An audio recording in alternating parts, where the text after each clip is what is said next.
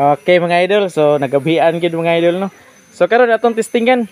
Ato nang na rewiring ang yahang park light ug headlight sa Yamaha Aerox. Sige, testingin daw dong. Pag-asta ang fix mode. Okay, testingin.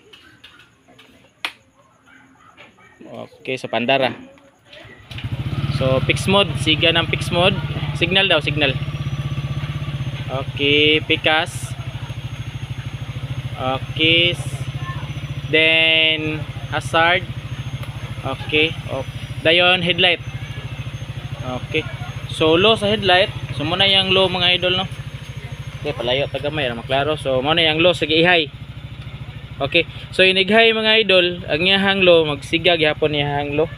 Magsigag gyapon so instead of mapuli-puli sila palong-palong, gi-modify na to mga idol. Natay gi-modify aron magkuan dungan ang kuan yahang low ug high. So hayag na gyud mga idol. Okay. Low. Okay, high. Okay. Then siga na mga idol.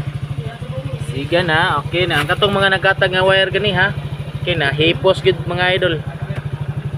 So upside na mga idol. Then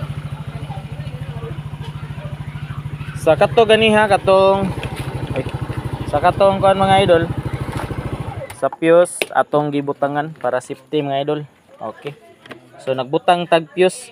Ang fuse atong gigamit is 15 amperes. So ato ning nasubay para ni sa ilahang busina. So ingon na gid mga idol, once mag-direct na kita sa positive sa battery, magamit gid tag fuse for in case na mga shortage sa atong gibuhat mga idol, automatic gid siya mo cut off ang power, safety gid itong motor mga idol. Kay dili lalim sa tulo ka tuig mga idol atong gidata-datahan sa usa lang kapag pamilok masunog atong motor, gumikan lang sa mga wiring atong napasagdan. Okay, salamat.